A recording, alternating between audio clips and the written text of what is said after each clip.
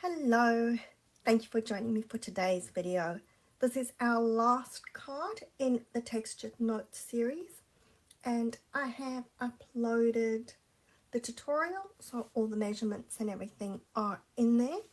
But this is the card that we're going to make today, adding to the texture with some crumpling, which I know is probably the worst thing I could ever ask you to do. Everybody gets completely freaked out when I say crumple, but we're going to do that. Let's start with some stamping, and I have a pretty dirty piece of grid paper, but I'm just going to add some more ink to it, so I don't want to waste paper. I figure I can still get a bit more use out of this one. Starting off, we're going to stamp with some pecan pie, and what I'm actually going to do is I'm going to stamp this and I'm going to stamp the insert at the same time. Okay, so we're just stamping and stamping another one, and we're doing the same in the top corner, so just moving those leaves along. And while I'm going with my pecan pie, I'm going to stamp my insert as well. So just to show you, that's what the insert looks like. I suppose it'll help if I move my hand out the way. So we're just going to stamp. And okay, I was going to say to you, just be careful, because I find that I rock the stamp really easily. And of course then I went and did it. Okay. So there we go, we're just adding some of those pecan pie leaves around the bottom of the insert. And then I'm going to take the smaller leaves and stamp those with memento. So just again, very randomly along here. And then we're going to add some of those memento leaves along here as well.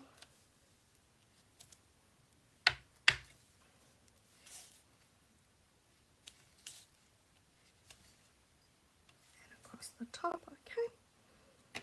That looks good to me. Sorry, let me throw my ink pad. And then just to add even more texture, I'm going to stamp the basket weave design, but I want this stamped off. Now, sorry, just playing here. Okay, so we're going to stamp off twice and then stamp on here. So I want it there, but I want it really light. Okay, and I didn't actually add any of the basket weave there, but we can add a little bit here just because we can. Okay, so that is all our stamping done, just because I have already stamped my sentiment, just because I knew I wouldn't be able to stamp it straight once we got going. And just to show you these two rectangles, that one is this one, so the third largest one, and that one is this second smallest. Okay, so those are the two rectangles that I've used over here. And then, like I said, the worst thing I could ask you to do is crumple. Now, I do want this crumpled up quite a bit, so either give it a good squish or open it out and then crumple it again, so you're getting even more texture and creases into it. And you'll notice that when you crumple it, some of those lines along the edges do tear a little bit, and that's fine. Okay, that's adding to the texture. Now we want to open it out, but don't flatten it, okay? I still want that texture. If you smooth it out, you're going to get rid of the texture in the paper, so don't smooth that out.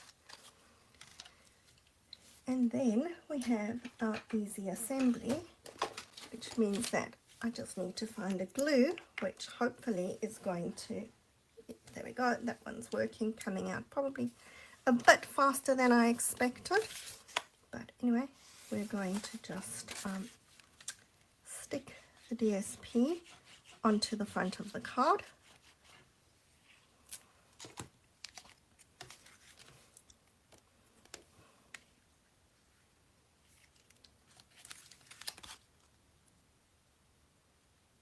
Now, I do like this little note of appreciation sentiment. You probably find that I use that in that You're Seriously Awesome one the most. But there is a thank you as well, so you could use that, the thank you sentiment, and send it as a thank you card, although I think that a little note of appreciation doubles up as a thank you. What I have seen people do is if you want to, you could use the little note of appreciation and then stamp the thank you inside the card. I don't like stamping inside cards. I just find that it then gets in the way of where I want to write, so I don't do it, but that's another option for you. And then we're going to put some glue on the back here. Now, like I said, I don't want to flatten this, so it's going to just stick where it sticks and the rest is going to stay up. I do want some of the edges not to be flat, so to be poking up a bit, so we'll just give it a couple of minutes for the glue to set, but I don't want to squish it down flat because I actually do want that texture to keep coming through. Now I'm just having a scratch for some dimensionals because as per usual I can't find any. I found some on the floor. These are the little ones, but that's okay. I'll just use some little ones this time. Okay, so I would ordinarily just use a big one, but that's okay. The little ones will do.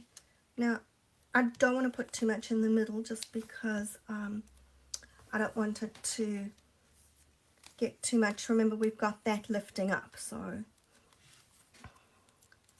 just going to get these backings off.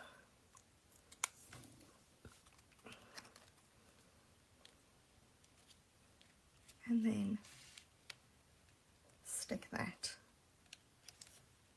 onto there. And I'm going to use some of my matte dots. Now, I'm using the white this time just because I've got white on the insert, so I thought that it would be a good idea to add some white to the card. If you want that flatter, you can just, you have got glue on the back, so you can just push it down a little bit, but like I said, I don't want it lying completely flat, so I'm happy with that. And there's our card. So last one for the series. I hope you've enjoyed the series. Next month I'm going to be using the meant to be. I'm absolutely obsessed with that little bee and the paper and the hexagonals, and I just love everything about it.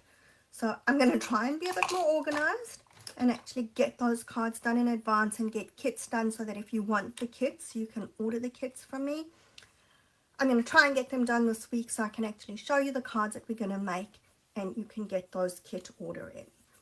So I hope you've enjoyed these cards. I love this Notes of Texture bundle, if I can ever remember what it's called. So I hope you've had fun playing with those. If you make the cards, please post them in the group here so that we can all see what you're doing. And I will see you again next week. Have a good week. Bye for now.